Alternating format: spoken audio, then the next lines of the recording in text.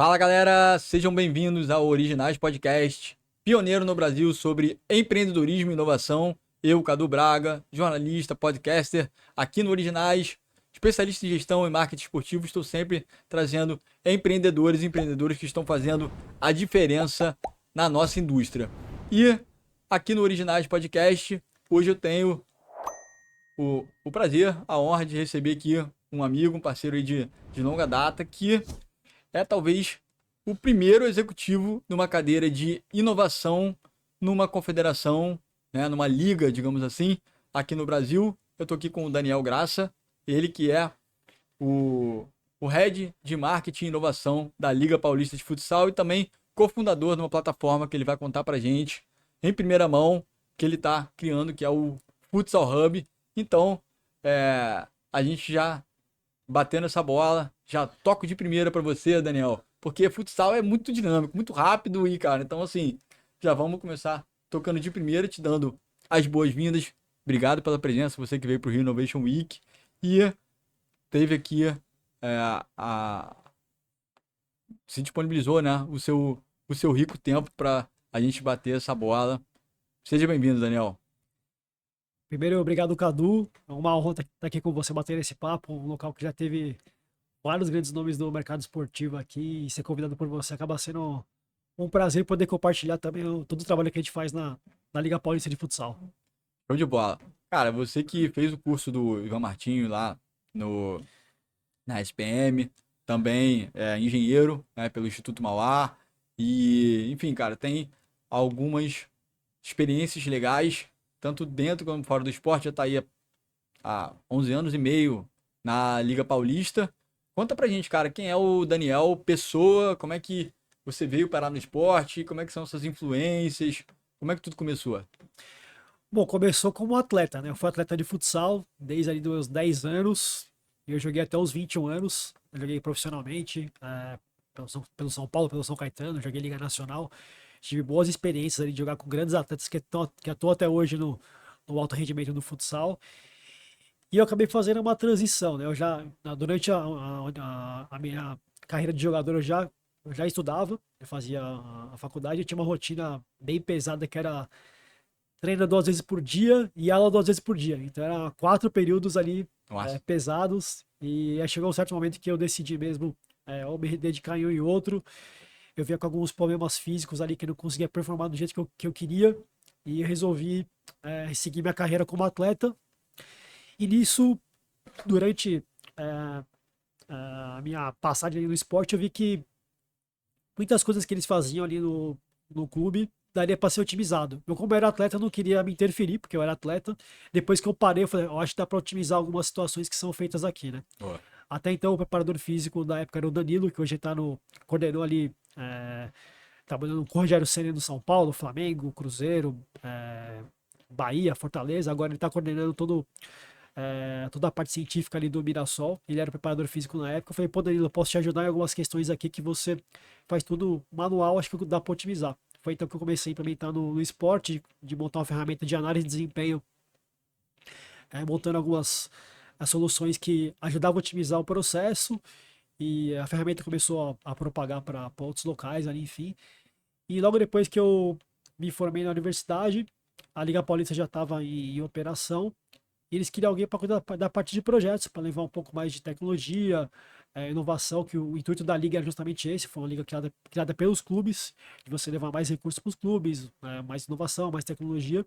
E foi então que eu acabei entrando na Liga Paulista com esse objetivo, né?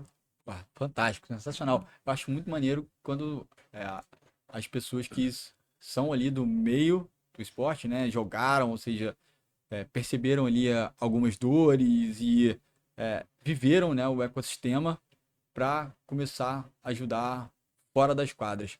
Como é que foi essa relação do pós-carreira, né? Que você teve uma carreira relativamente curta, né? Até 21 anos, mas teve vivências espetaculares. O que que você foi percebendo ali, além dessa parte técnica, que dava para melhorar nos processos? E como é que foi você ser contratado pela Liga? Como é que se deu esse matchmaking? Na verdade, assim, eu sempre gostei muito de esportes em geral, sempre acompanhei muito NBA, esportes americanos, NFL, e os dados sempre estiveram presentes ali durante a jornada ali, então eu até acompanhava a NBA com o box score no computador ali, eu ficava com o PC ligado ali, vendo Sei. os dados aí, eu falava, pô, isso talvez dá para ser aplicado no futsal, foi até então que eu comecei a pegar essas ideias, porque até então, se não tinha nenhum estudo científico voltado até futsal, futebol tinha muito pouco. E toda a minha base foi em cima de estudos feitos no basquete. Então, eu comecei a pegar toda Olha essa que legal. referência para você levar essas soluções para o esporte, né? E foi em cima disso, até uma das primeiras iniciativas dentro da Liga Paulista, junto com o Douglas, que era meu parceiro ali na parte de inovação, foi de trazer uma plataforma de tecnologia para os clubes. Que eles teriam ali todo trabalho de análise de desempenho com uma plataforma realmente que você tinha toda a integração com vídeo. Que até então, por exemplo, em 2014 muitos clubes de futebol não tinham essas plataformas, né? Começou a dar um boom ali na Copa de 2014 com a Alemanha, Sim. mas a gente na Liga Paulista a gente já tinha uma plataforma de análise de desempenho para todos os clubes, né? Então, a própria liga fornecia esses dados para os clubes. Exatamente, ela fornecia a plataforma para os clubes. Então a gente fazia de forma bem parecida com a NBA faz, né? Que quem coleta os dados dos jogos é o representante do própria equipe local. E esses dados são fornecidos para todos os times. Então a gente montou um protocolo onde cada time tinha um responsável para coletar os dados. E esses dados e vídeos eram compartilhados com todas as equipes da competição. Pô, super interessante, porque no futebol, né, no que a gente tá, que o público está acostumado a ver, é que cada clube tem ali os seus, obviamente, seus analistas de desempenho e colhem os seus próprios dados hoje em dia e, obviamente, isso até vira uma estratégia de jogo e, assim, você confiar na liga em termos de você não tá passando dados de um clube para o outro, no final das contas, isso é uma relação ali de confiança e muito inovadora, uma mentalidade muito inovadora. Você já está nessa cadeira de inovação desde que você chegou lá? Como é que foi criada essa cadeira? Não, desde quando eu cheguei, já tinha o Douglas, que era da parte de inovação, eu era da parte mais de projetos e eu cuidava um pouco mais da parte de performance. Uhum. Acabei partindo ali em 2019, perto da pandemia, 2020, mais a parte de business, para poder fazer uma integração maior, buscando justamente um pouco do crescimento do esporte, que a gente enxergava que tinha alguns gaps que poderiam ser melhorados, né? Mas desde o início a gente trabalhava em conjunto ali nessa questão de inovação, de trazer como a gente poderia beneficiar os clubes e todo o ecossistema que envolvia o esporte, né? Não só as equipes, mas, por exemplo, você não tinha mão de obra de analista de desempenho, que era até então uma profissão nova. Sim.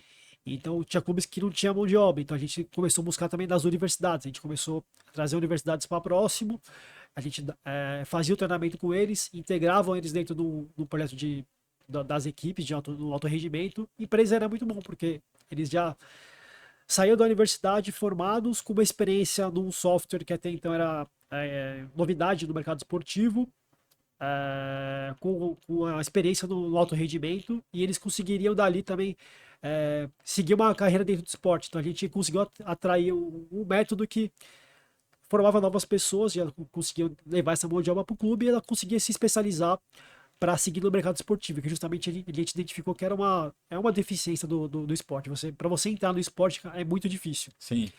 Mas quando você tem uma experiência no alto rendimento, ainda mais num software que era caro e de difícil acesso, acabava sendo um diferencial muito grande. Tanto que hoje eu tenho muitas portas abertas em vários clubes de futebol devido a essas pessoas que passaram com a gente nesse processo ali, era basicamente um estágio, né? Era uma troca que a gente tinha ali entre liga clube, a universidade e o aluno, né? Sensacional, inovação na veia, porque você é um exemplo maravilhoso, né? Você está trazendo conceitos aí de NBA, né? Coisas, similaridades do Sportainment, né? A nível internacional, e que a liga está preocupada em desenvolver os clubes, né? No final das contas. Esse é o papel de uma liga, e isso é um exemplo para vários esportes, e para pro próprio futebol, obviamente, nesse dia a dia. E Daniel, conta pra mim, conta pra gente, né, aqui no Originais, como é que é o organograma da liga?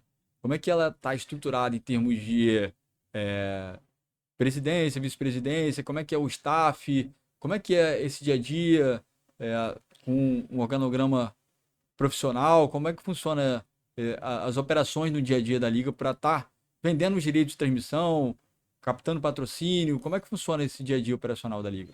Então, hoje o nosso time ele não é muito grande, são basicamente 7 pessoas que a gente acaba até trabalhando muito em conjunto, né? Então cada um acaba participando também de outras operações, eu acabo meio que coordenando todo o ecossistema, mas tem todo um time de comunicação, um time de conteúdo, uma pessoa responsável também ali pelo marketing comercial, né? E eu acabo fazendo essa integração. Então, como eu acabei fazendo essa mudança da parte de performance para a parte de business, eu acabei meio que coordenando toda essa estrutura, né?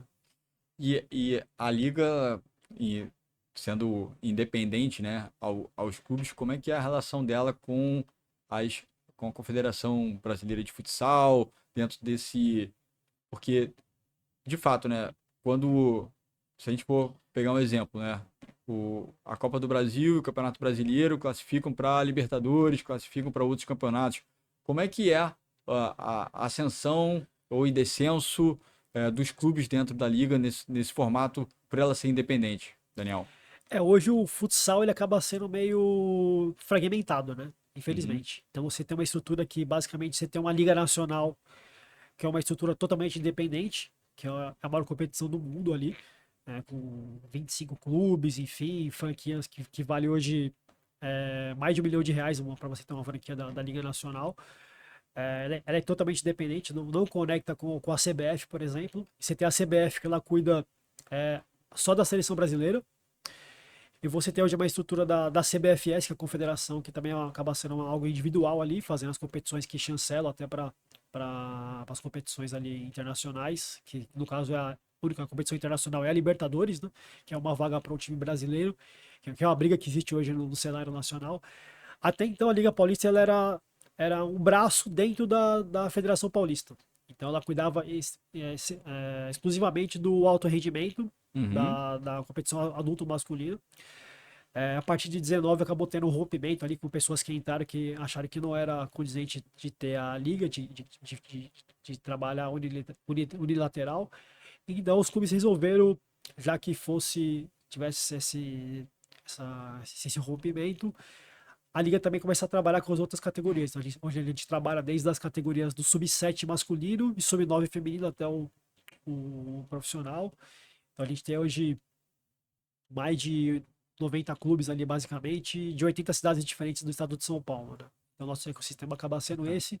Você não tem essa conexão hoje, a gente busca ainda, até em conversas ali com as pessoas que estão dentro da CBF para tentar um acordo ali, para a gente, já que ele é o catalisador do esporte, né? O futsal tá Sem debaixo dele, dúvida. porque ele é o esporte da FIFA, então tentando aqui um relacionamento com o pessoal da CBF para E uma categoria de base também, obviamente, para a seleção e para até formar atletas para o futebol de campo, como era tradicionalmente, né? Não, exatamente. Você tem ainda uma. Hoje o futsal acaba sendo um grande fornecedor ali de mão de obra, Talentos. de talentos, mão de obra pro futebol, não só com os atletas, mas tem muitos profissionais hoje que trabalham nas equipes que partiram do futsal, preparadores físicos, Uhum. treinadores, preparadores de goleiro. Então acaba sendo um polo de conexão, né? O futsal pro futebol.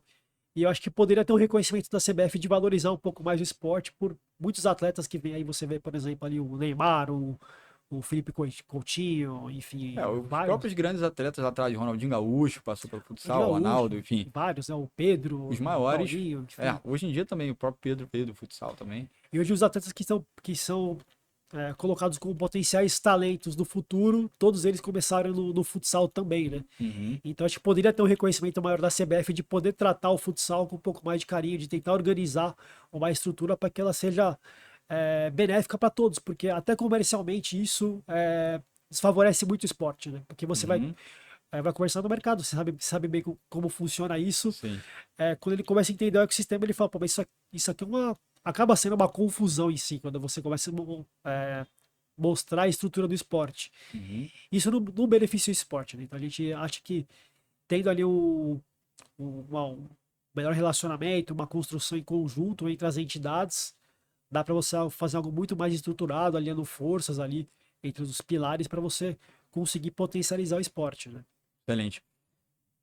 Realmente é excelente no final das contas, explicação de como a gente é, precisa melhorar, né, esse organograma e fazer com que todo o ecossistema possa ter uma cadeia produtiva e esse, inclusive, é o propósito aqui do Originais, é justamente trazer pessoas que possam estar comunicando, possam estar fazendo relações aqui de parcerias, enfim, conectando gente boa para que o mercado possa se tornar cada vez mais profissional. Então, se você não está conectado aqui no nosso canal, se você não se inscreveu, não deixe de ativar o sininho para que você possa estar consumindo conteúdos tão legais como esse aqui com o Daniel Graça, que é Head de Inovação da Liga Paulista de Futsal.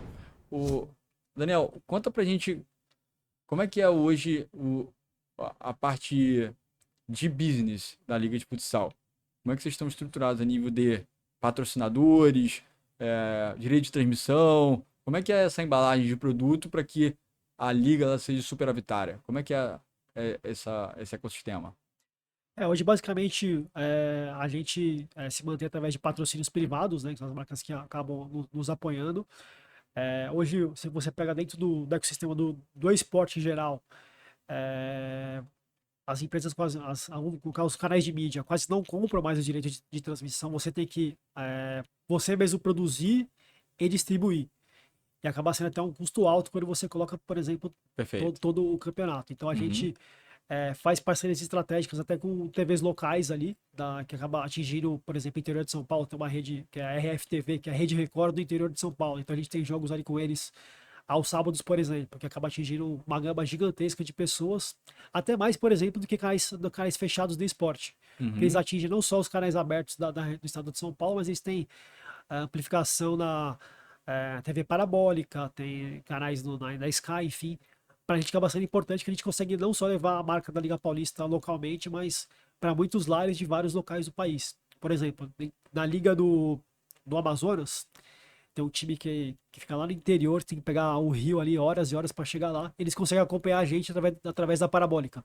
Perfeito. Eles não têm ali as TVs a cabos, mas eles conseguem ter pela parabólica assistir nossos jogos. A gente consegue ter um alcance bem significativo por conta disso. A gente entende que não só ficando talvez nichado no canal esportivo, que são os potenciais aqui do nosso mercado, acaba sendo benéfico para a gente. Até porque às vezes a concorrência é muito grande de grade com esses canais.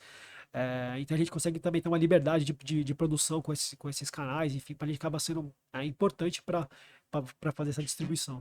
Em relação a streaming e influenciadores, como é que vocês embalam nesse sentido de estar colocando também, obviamente, os conteúdos, sejam gratuitos no YouTube ou fazendo parcerias com influenciadores para amplificar essa mensagem para os patrocinadores?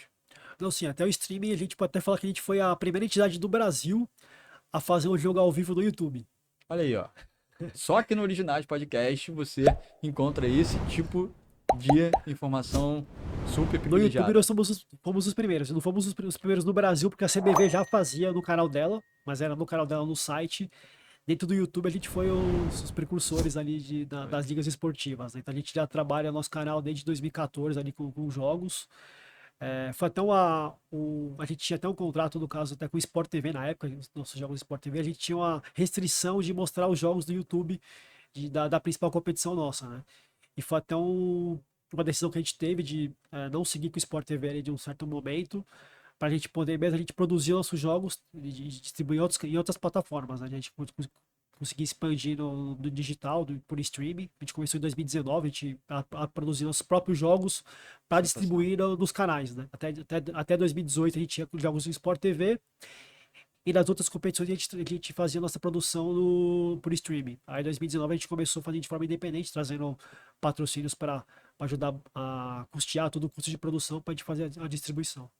Sensacional, sensacional. Isso é empreendedorismo na veia, porque veja bem a mentalidade de uma liga independente, onde ela decidiu produzir, né, o seu próprio conteúdo, ela meio que deixa, ela diz não para um player super tradicional, que são as organizações Globo, que é o Sport TV, para produzir o seu próprio conteúdo, para falar com o nicho dela, ou seja, é muito interessante olhar por esse tipo, esse tipo de transformação de negócio que está cada vez mais atual, onde os players internacionais também estão indo muito por esse caminho de ser os próprios canais, né? Ser a própria mídia, ao invés de ficar dependendo do terceiro. Então, isso abre uma série de possibilidades de inovações, de ativações de patrocínio. E aí, Daniel, eu te pergunto, em relação a essa questão dessa inovação que aconteceu, como é que vocês definiram que seria dessa forma? Foi muito pensando aonde está o teu cliente, né? Quando você fala ali das parabólicas, das cidades menores, da cidade interior, foi pensando em atender a uma demanda mais específica desse recorte de mercado que vocês querem falar? Como é que foi em termos de estudo? Como é que vocês chegaram a essa conclusão? Não, exatamente, porque o esporte estava muito ramificado na região metropolitana de São Paulo. A gente entendeu que a gente teria que expandir para conversar mais com o interior. Então, sempre foi muito tradicional o esporte de São Paulo e ele estava muito distante. Então, a gente começou a botar estratégias específicas para a gente conseguir atrair essas cidades para voltarem para o esporte de alto rendimento, né? Que a gente sabe que não tem por que fazer um campeonato paulista basicamente restringindo a certa localidade do estado. Temos que atingir todo o estado. Então, esse foi um dos objetivos. Então, hoje a gente consegue atingir ali mais de 80 cidades em todas as categorias, e isso acaba sendo muito importante pra gente. Para quem não conhece a liga, dá um exemplo de alguns times que são notáveis hoje da Liga Paulista de Futsal. Times.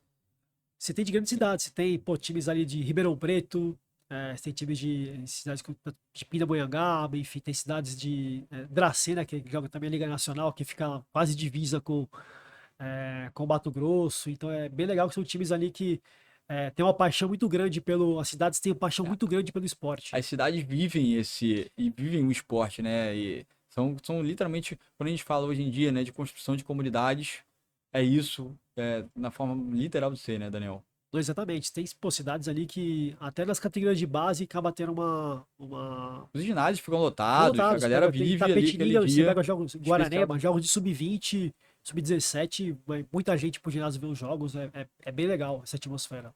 Sensacional, sensacional. Bom, vamos virar um pouquinho a página para falar um pouco da tua mentalidade empreendedora também como sócio, né, do Futsal Hub. Conta pra gente o que que é o Futsal Hub, qual o propósito. Basicamente assim, a gente montou o Futsal Hub para tentar mudar um pouco a mentalidade da parte de business do esporte. Porque hoje, até falando desse lado aqui do lado de fora da quadra, né? É, olhando todo o ecossistema, a gente começa a ver movimentos muito legais em outros esportes.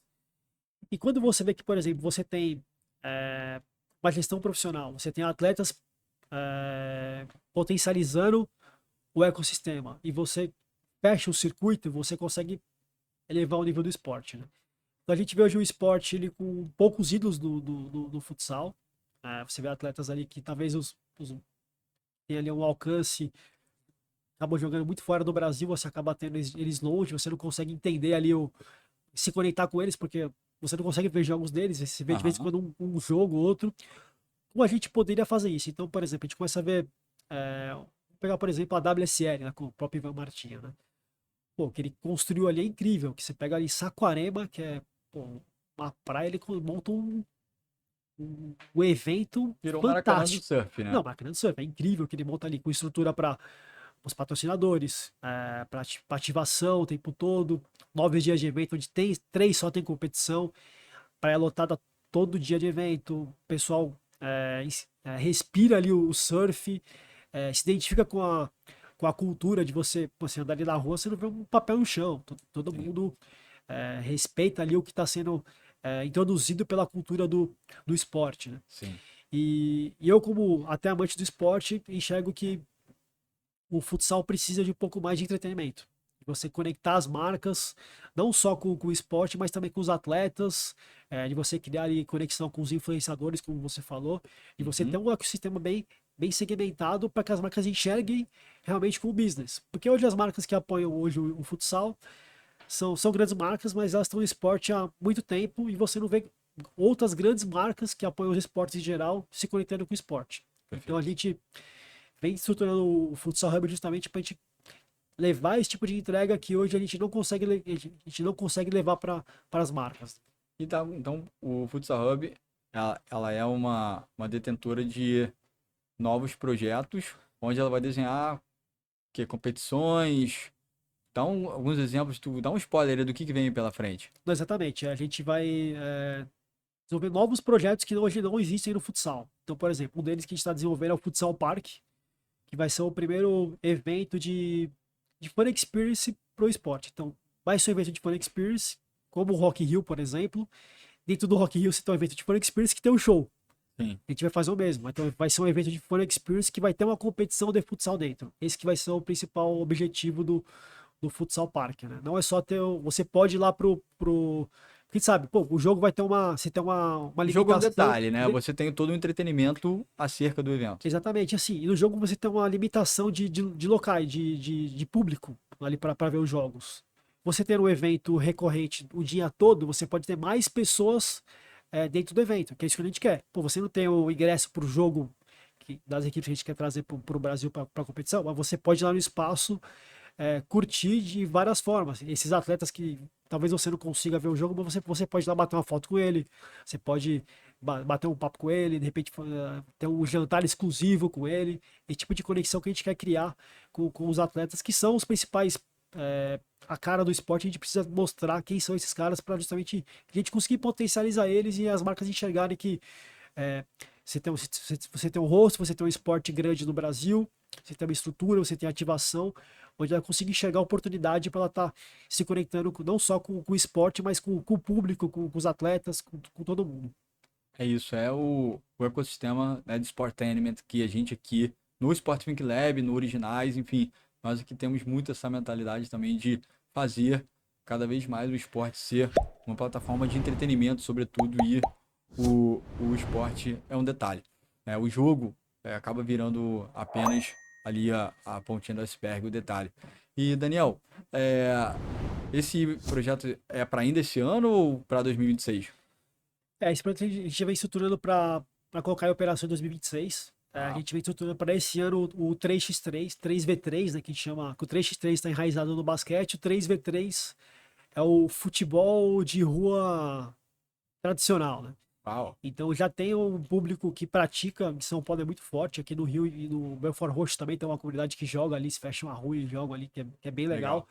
Então a gente quer ajudar a estruturar esse tipo de esporte nas principais capitais, principalmente pegando aqui São Paulo, Rio, ali Brasília. Estamos começando com esses locais. Para ainda esse ano. Esse ano a gente deve começar em São Paulo, para esse ano, já para os Uhum. próximos anos e levar para as outras cidades, né? É justamente montar circuitos, porque, pô, o futebol de rua acaba sendo um polo ali que não digo que se perdeu na tradição Sem do, dúvida. do, do brasileiro, que a gente encontra em comunidades que jogam futebol de rua, que locais em São Paulo, ali no próprio Rio que a gente comentou aqui no Belfort Roxo, mas de levar ali como evento também de experiência, né? Então montar uma Que bom. estrutura diferente, com uma transmissão diversificada, a gente está tentando levar também muita ativação, criar uma conexão também, porque muitos desses atletas de 3v3, eles são influenciadores de alta escala, né? Sim. Então eles já têm um público muito fiel a eles, uma molecada mais jovem, e aproveitar e criar essas conexões, porque pô, a gente consegue, começa a montar um ecossistema, né? Aí a gente começa a falar de um pouco de base de dados, né? De montar uma base de dados única, de captar os dados de quem essas pessoas que estão indo, por exemplo, nos eventos de 3v3, quem está indo no Futsal Park, quem está indo em competições de futsal, a gente começa. E hoje é tudo que as marcas querem, né? Conhecer, se conectar de forma bastante genuína com as comunidades e obter dados, informações, que é tudo que gera venda no final do dia, obviamente. A experiência é o que faz as pessoas, no caso, consumidores, lembrarem também das marcas a partir de experiências positivas, Daniel. Muito bom. Exatamente, porque o futsal em geral, a gente até fez um estudo de identificação do futsal, porque ele é altamente praticado, mas você não tem uma conexão muito grande. Então a gente identificou quais eram as comunidades que existem dentro do esporte que praticam o futsal E todas elas existem, têm sua paixão própria, mas elas são desconectadas. Então, um dos objetivos A nossos partir do momento, é esse criar, hub é justamente é ter criar essa conexão. As show de máquinas de bola. vender. Pô, tem Muito aqui, legal. tem aqui, tem aqui. Conseguimos conectar, entregar onde você quer atingir. Muito bom, Daniel. Teria muita história ainda, muitas coisas legais para você estar dividindo com a gente, mas você já deu aqui alguns spoilers. O que vem pela frente do Futsal Hub, comentou aqui sobre Liga Paulista de Futsal, como se deu toda essa jornada de transformação, de inovação, uma entidade pioneira no Brasil, com uma cadeira de inovação, a Liga Paulista de Futsal, aqui com o nosso convidado super especial, Daniel Graça.